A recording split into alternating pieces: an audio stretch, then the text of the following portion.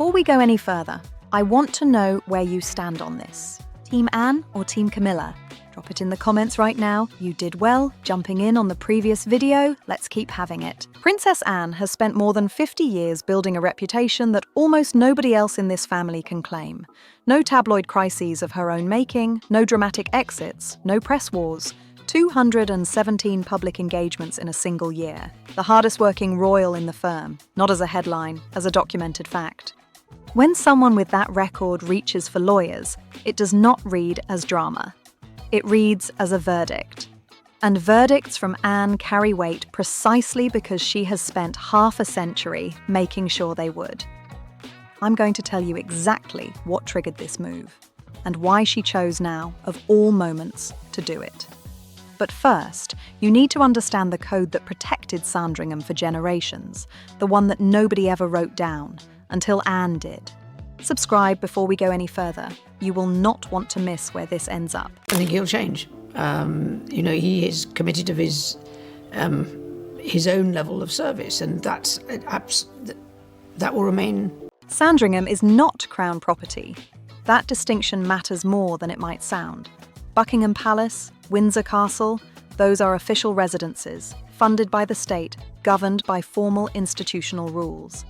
Sandringham is different. It is privately owned. It was privately owned by Elizabeth. She bought it, managed it, and on the 8th of September 2022, she died in it. And when she died, it passed to Charles. Not the arrangements inside it, not the habits, the customs, the unwritten understandings about who used which rooms, which wings, which parts of a 20,000-acre private estate. Those arrangements had never needed to be written down. Elizabeth was alive. Her presence was the document. In the weeks after the funeral, the question of who used what at Sandringham had no obvious answer anymore. The person who had always settled it was gone. There was no written record to consult, no formal allocation, no document that said this belongs to this person and that belongs to that one. There was only memory. And memory in a family like this is not neutral. Memory is the thing everyone holds differently and nobody ever has to prove.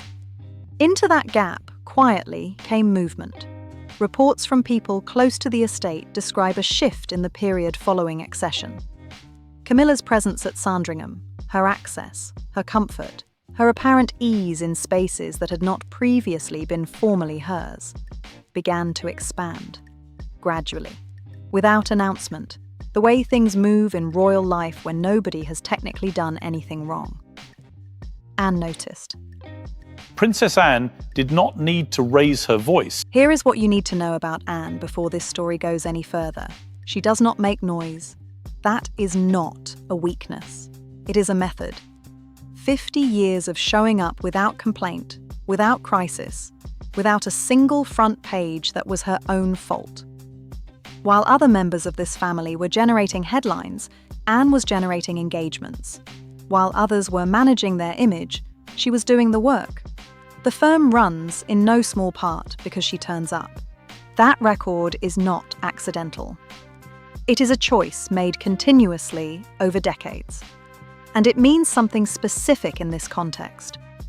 Because a woman who has spent 50 years choosing restraint does not reach for lawyers by accident. She does not make that move out of panic or pique or wounded pride. When someone with Anne's record decides that custom is no longer sufficient and documentation is required, that is not a reaction.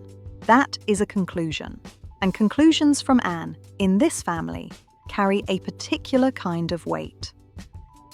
Princess Anne has just used lawyers to lock down a private part of Sandringham. Palace didn't see it coming, and the person it hit hardest is the Queen. Here is what you need to understand about why that matters. Anne and Camilla have never been close. That is not a tabloid read. It is the documented record. Decades of public appearances together show two women who are unfailingly courteous, professionally composed, and personally distant. The warmth is not there. It has never been there. What exists instead is the particular kind of controlled coexistence that this family has always been very good at producing. the smile, the nod, the correct distance maintained at the correct moments. That background matters here, because what follows is not a story about two women who were close and fell apart. It is a story about two women who were never close, and who spent years managing that reality inside a space that kept getting smaller. When Charles married Camilla in April 2005, something shifted inside the family's private geography. Not dramatically, not all at once. The way these things move in royal life, gradually, without announcement, in the space between what is formally permitted and what is actually happening. Camilla's access to royal residences was now a formal function of her role. Nobody disputed that. What was harder to define, and what nobody ever quite named out loud, was the difference between access and claim, between the right to be somewhere and the feeling of already owning it. Anne had spent decades developing her own relationship with Sandringham, not as its owner, as its custodian, in the older sense of that word, someone who understood what the place meant, what it held, what it was supposed to protect. That understanding was not written down anywhere. It did not need to be. Elizabeth was alive, and Elizabeth's presence meant that certain things were simply understood. What Camilla was moving inside, carefully and incrementally, was that understanding. And the question of whether she had the right to was one that nobody, while Elizabeth was alive, ever had to answer. Elizabeth died on the 8th of September 2022, and the answer to that question became urgent overnight. Not because anything exploded, not because there was a confrontation, a scene, a moment anyone could point to. That is not how it works in this family. What happened was quieter and more structural than that. The person whose presence had made the question unnecessary was gone, and suddenly the question was everywhere. Every unwritten arrangement at Sandringham had depended, in the end, on one thing: Elizabeth being alive to remember it. She remembered who had always used which spaces. She remembered the informal understandings that had accumulated over 70 years. She remembered what she had promised, what she had permitted, what she had quietly discouraged. Her memory was the document. Her presence was the authority. Without her, none of that held. Not because anyone tore it up, because the person who had kept it in place had stopped breathing. And Anne understood, with the clarity of someone who had watched this institution operate for 5 decades, exactly what that meant. In the months following accession, the picture that emerged from people close to the estate was one of gradual expansion. Camilla's position was now constitutional. Her access to royal residences was not a courtesy, it was a function of who she was. And in the vacuum left by Elizabeth's death, that formal position began to fill spaces that had previously been governed by informal custom, quietly, incrementally, in the way that only becomes visible when someone is paying close attention. Anne was paying close attention. Reports describe a growing unease in the period between late 2022 and 2023, a sense, among those close to the Princess Royal, that the boundaries which had previously held through habit and deference were softening. Not through any single dramatic act, through accumulation. The kind of movement that is easy to dismiss at any individual moment and impossible to ignore once you step back and look at the pattern. Anne stepped back. She looked at the pattern. And she did not like what she saw. Here's what I want to know at this point. Do you think Charles knew what Anne was planning before she called the lawyers, or did she move without telling him? Comment below. When she saw it, she responded the only way institutions do when they feel exploited. Anne did not confront Camilla. That is not how she operates. There was no argument on record, no ultimatum delivered, no dramatic moment anyone witnessed.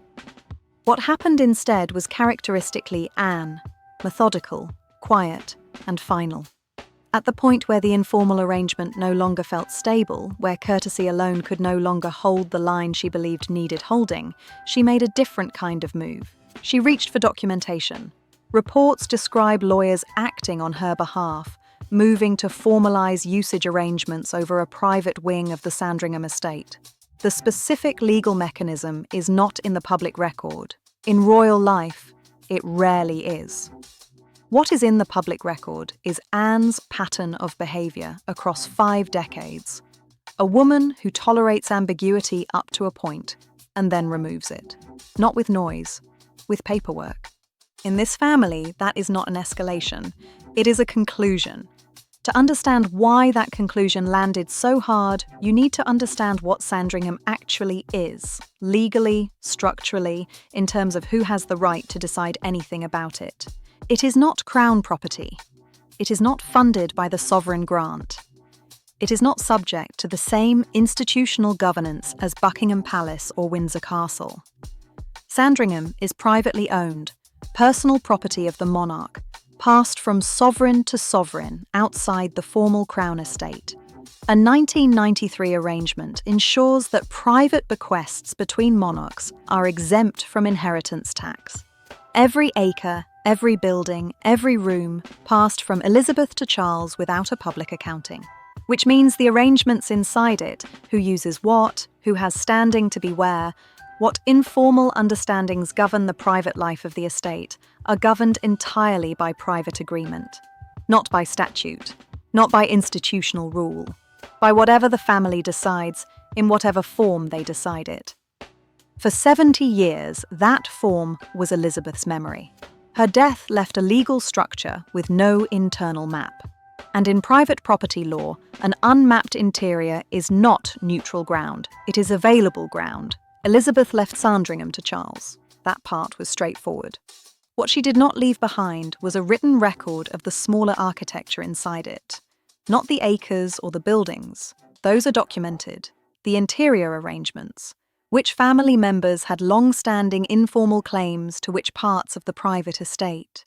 Which wings had been understood for decades to belong to which person's private world, which customs had calcified through sheer repetition into something that functioned like right, without ever being written down as one.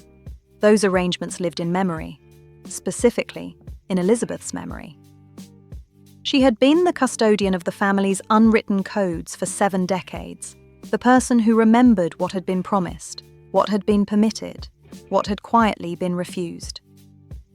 George V called Sandringham the place he loved better than anywhere else in the world. Elizabeth understood why. She spent a lifetime tending to what that love had built. When she died, that memory died with her. The estate passed to Charles intact. The map of how to live inside it did not.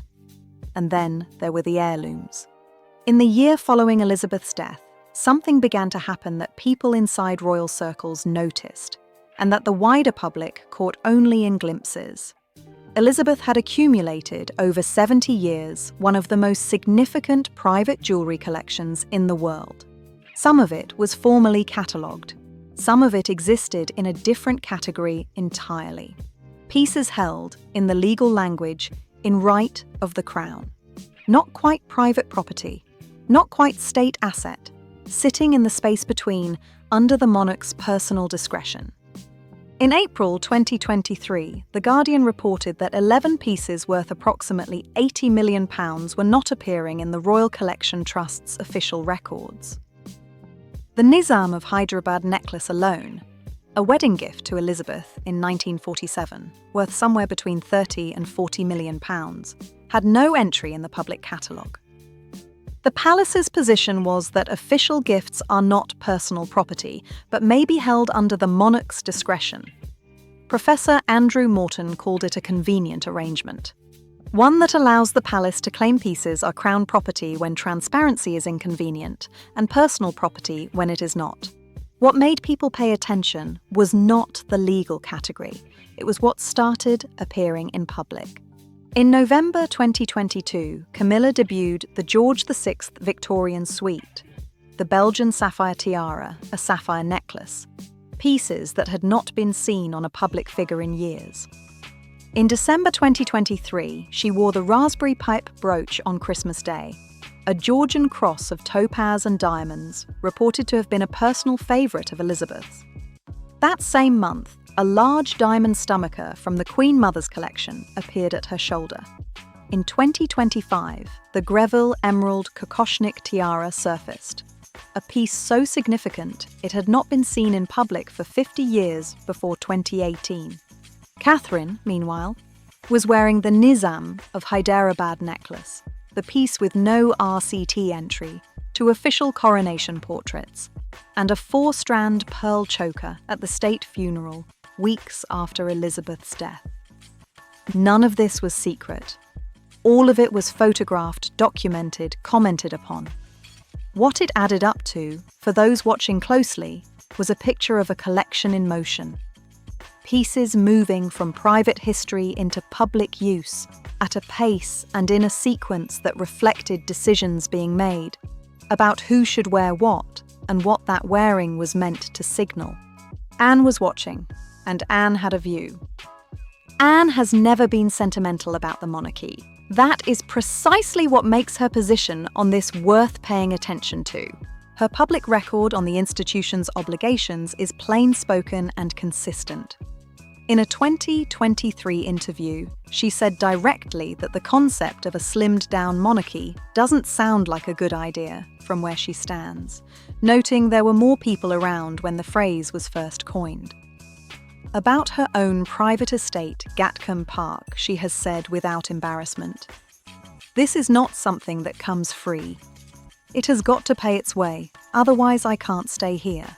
No romance, no entitlement. A structural read on what preservation actually requires." That is the lens through which Anne was watching the heirlooms move.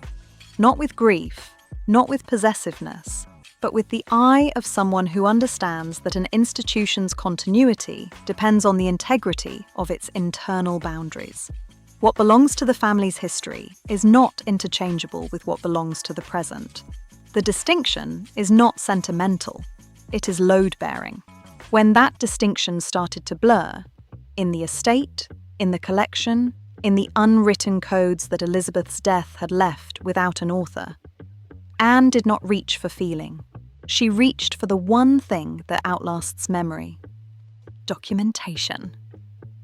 Right before I tell you what happened when these two threads finally came together, I need you to answer one question. Did Camilla push too far, or did she simply make the mistake of moving into a space that was always going to push back? Comment right now. I want to know where you stand before we go into the second half of this. The legal move over the Sandringham wing was not only about the wing. That is what the palace understood, and what made the move feel so serious to the people inside it. Because the moment you formalize one unwritten arrangement in a family that runs on unwritten arrangements, you do not just settle one question. You raise all the others. Every informal custom that had survived on memory and deference was now implicitly available for the same treatment. Every space, every understanding, every quietly held position that had never needed to be stated because Elizabeth was alive to remember it, all of it was now in the same category as the wing Anne had just documented. Charles was standing at the centre of this. He had inherited the estate, the collection, the family, and the silence that had held all of it together. On one side, his sister, who had spent 50 years earning the right to be taken seriously when she finally drew a line. On the other, his wife, whose position he had spent decades defending, and whose access to these spaces was now a constitutional fact. He had not chosen between them. The reports are consistent on this. Charles remained neutral, refusing to be drawn into a direct position on the dispute. In an ordinary family, that restraint would be understandable. In this one, it was policy, and policy in a house like this has consequences. Remembering their bravery, courage, and sacrifice. This is important to state clearly. No legal document relating to a Sandringham wing has entered the public record. There is no court filing, no press release, no official palace statement confirming that lawyers were engaged, that a wing was secured, or that any formal usage arrangement was put in writing. If you go looking for a paper trail in the conventional sense, you will not find one. That is not the same as nothing happened. In royal life, the moves that matter most almost never reach the press. The institution has spent centuries ensuring that its most consequential internal decisions remain exactly where it wants them, inside. What we have in this case is a pattern of reported behaviour consistent across multiple independent accounts, describing a specific kind of action taken at a specific kind of moment. The absence of a public document does not make the pattern less legible. In this family, it makes it more so. You won't find a paper trail. What you will find, if you look carefully at the sequence of events between September 2022 and the end of 2023, is a picture. And the picture is not ambiguous. Here is what Anne actually did for 50 years, and why it matters that almost nobody said so out loud while she was doing it. She turned up. Consistently, without drama, without the expectation of recognition. 217 public engagements in a single year, more than almost anyone else in the family. Investitures, visits, ceremonies, the grinding institutional work that keeps the firm operational and that generates almost no headlines because it is not designed to. She was added as a Councillor of State by special legislation in 2022, a role that allows her to fulfil the King's duties if he is incapacitated. Parliament had to change the law to include her. That is not an honorary gesture. That is the institution saying plainly that this person is load-bearing. She did none of it for applause. The documented record makes that clear, not as a romantic characterization, but as the observable fact. 50 years of service without a personal crisis, without a press strategy, without a rehabilitation arc. Just the work, continuously, at the level the institution required. When someone with that record finally decides that memory is not enough and lawyers are needed, the weight behind that decision is not manufactured. It accumulated across 5 decades of choosing the institution over herself, every single time. But reaching for lawyers, in a family that runs on trust, is its own kind of rupture. And Anne knew that. This is worth sitting with, because the move Anne reportedly made was not cost-free, even from her own position. The unwritten codes that protected her claim to Sandringham were the same unwritten codes that protected everyone else's. The system she was defending was a system that depended for its survival on nobody weaponizing it. The moment you convert one informal arrangement into a legal document, you change the nature of every informal arrangement that remains. You make explicit what the whole structure depended on leaving implicit. Anne did not only draw a line, she changed what lines mean in that house. The custom that had held Sandringham's interior gently through memory and deference now holds it in law. Law is more durable than memory, it is also colder.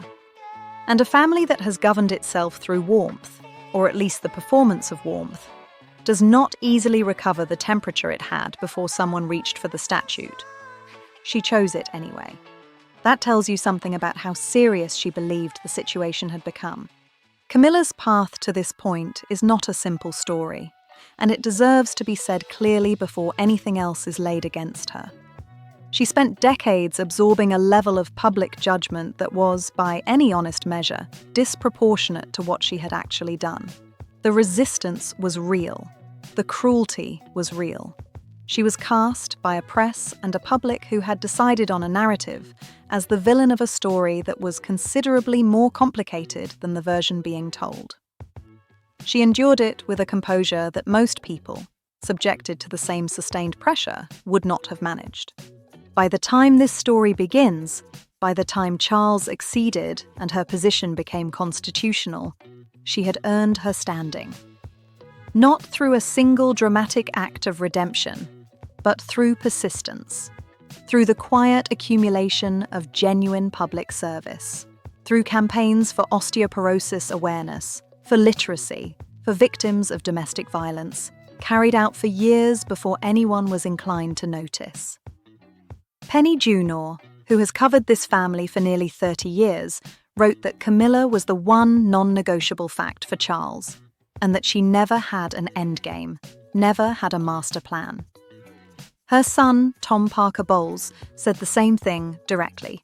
"I don't care what anyone says. There wasn't any sort of endgame. She got there through endurance. That is worth acknowledging before the next part lands. But the reports, if they hold, describe a specific mistake, and it is worth naming precisely. In the period following accession, Camilla moved into spaces at Sandringham, physically, institutionally, in terms of the comfort and ease she projected inside them, at a pace that did not read, to those watching closely, as careful. It read as assumed. The distinction matters. There is a version of Camilla's expansion at Sandringham that is entirely defensible. She is queen consort. Her access is constitutional. The estate belongs to her husband. All of that is true. What is also true is that the family was still grieving. The unwritten codes were still warm. The spaces she was moving into had histories she had not been part of. Decades of informal understanding, of quiet custodianship, of the kind of private meaning that does not transfer automatically with a title. Moving into those spaces with ease, at that pace, in that season, that was the step that ended the grace period. One wrong move in a house that was still burying its queen. In a family this controlled, this careful, this practiced at the long game, that kind of timing is not a small thing. It is the thing people remember. And it is the thing Anne apparently could not let go. The strongest argument against everything you have just heard is this. Camilla had every right to be there. She is queen consort. Her access to royal residences is not a courtesy extended by other family members. It is a formal function of her constitutional position. Sandringham belongs to her husband. The idea that Anne could legitimately restrict her movement within a private estate owned by the king is, on its face, a difficult legal proposition. And that argument is not wrong. But there is a difference between access and claim. Between the right to be somewhere and the posture of already owning it. Between presence and possession. Those distinctions are not legal categories. They are the language this family has always used to govern itself, below the level of statute, in the space where the real decisions actually get made. Anne's position, reportedly, was not that Camilla had no right to be at Sandringham. It was that the manner of her being there, the speed, the ease, the apparent assumption, had crossed a line that custom had always held without needing to name. Once that line is crossed quietly enough, for long enough, it stops feeling like a line. It starts feeling like the new arrangement. And Anne, apparently, was not prepared to let that happen by default. Nobody put the heirloom question on record. But the pattern of what appeared publicly in the year after Elizabeth's death is not accidental. Patterns are not random. They are decisions. What the documented picture shows is a collection in motion, specific pieces with specific histories, appearing on specific people at specific moments. The Guardian's investigation identified 11 pieces worth £80 million sitting outside the Royal Collection Trust's official records. The palace's response was careful. These pieces are held in right of the crown, under the monarch's personal discretion, which means the decision about where they go, who wears them, and what that wearing signals belongs entirely to the king. Charles made those decisions, or sanctioned them. The Greville Emerald Kokoshnik tiara, unseen in public for 50 years, on Camilla in 2025. The raspberry pipe brooch, reported to have been a personal favourite of Elizabeth's, on Camilla's lapel on Christmas Day 2023. The Nizam of Hyderabad necklace, worth between £30 and £40 million and absent from the public catalogue, around Catherine's neck at official coronation portraits. These are not random appearances, they are a choreography. And choreography, in a family this deliberate, reflects a set of choices about who holds what and what holding it means. Anne watched that choreography unfold. Her position on what it signalled was, reportedly, not ambiguous. David McClure has spent years studying something most people prefer not to examine too closely: where the royal family's private wealth actually comes from, where it goes, and what happens to it when a monarch dies. He wrote Royal Legacy: how the royal family have made, spent, and passed on their wealth. Then running the family firm in 2020. He has described the monarchy as a minor but useful enterprise organisation and argued that studying it is necessary to understand inequality in Britain. He is not a sympathetic observer. He is not writing to protect the institution. He needs royal access to do his work, which means when he says something uncomfortable about how that institution operates, he has calculated that the documented record is clear enough that it no longer needs protection. What McClure's work establishes on the documented record is this: informal arrangements in royal private life are only stable while the figure who created them remains alive.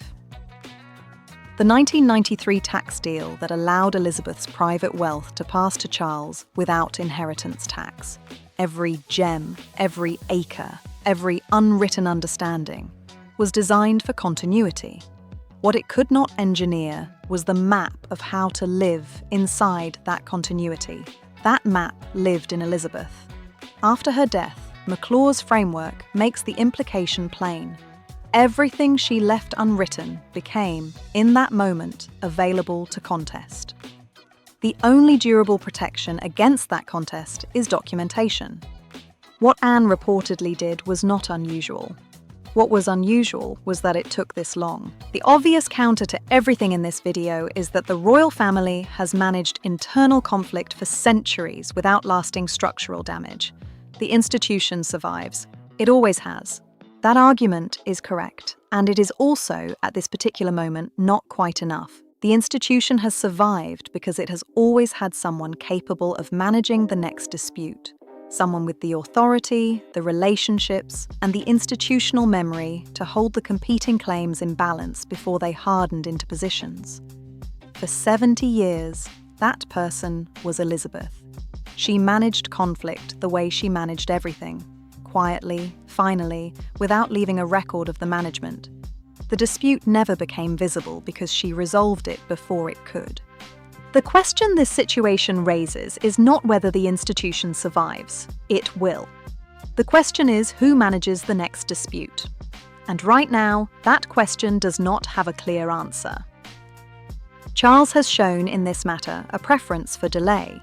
The royal biographers who have covered him most closely note a pattern. Not of weakness, but of a man who believes that time resolves what confrontation cannot. That belief has served him in some contexts. In a house where two women are drawing lines around the same spaces, time does not resolve, it accumulates. And what accumulates, eventually, has to be dealt with by someone. The question of who that someone is, in this family, after Elizabeth, remains open. What the documented picture actually shows is a king who has consistently chosen delay over decision in this dispute. That is important to state clearly, because the charitable read of Charles's position is that he is caught between two people he cannot afford to lose, managing an impossible geometry with the only tool available to him: time. And that read is not wrong. The geometry is genuinely impossible. His sister has spent 50 years earning the right to be taken seriously. His wife spent decades earning the right to be there at all. Choosing between them is not a decision. It is a loss, whichever way it lands. But in a house like this, silence is not neutral. It is policy. And the policy of delay, in a private estate with no written internal map, does not hold the situation stable. It leaves the field open. It allows the informal to keep shifting, the unwritten to keep blurring, the lines that custom once held to keep softening, until the only person prepared to stop that process is the one who reaches for lawyers. Charles did not create this situation. He inherited it, along with everything else, on the 8th of September 2022. But what the documented picture shows is a man who has not yet decided what it means to be the author of what comes next. In an ordinary family, that hesitation is understandable. At this level, it has consequences that do not wait for him to be ready. Here is what I actually think, having looked at this as carefully as I know how to. Anne was right about the problem. The unwritten codes that governed Sandringham were not going to hold without Elizabeth. That was not a suspicion. It was a structural fact, visible to anyone who understood how that estate had actually functioned for 7 decades. Something was going to have to replace the memory.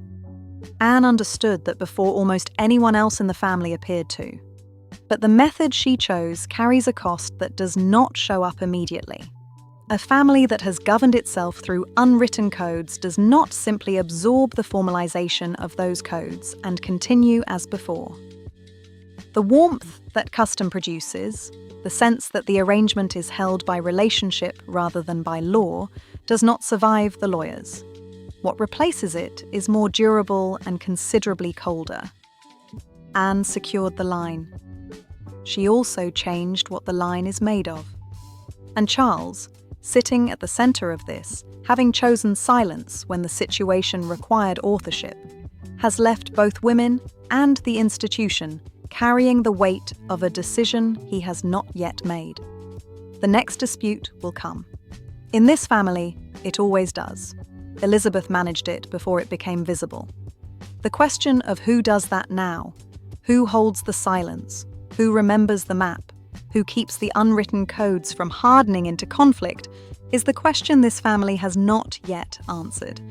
That absence is what the story has actually been about. The thing about Sandringham is that it was never really about Sandringham. 20,000 acres in Norfolk, a private estate, a family's Christmas house.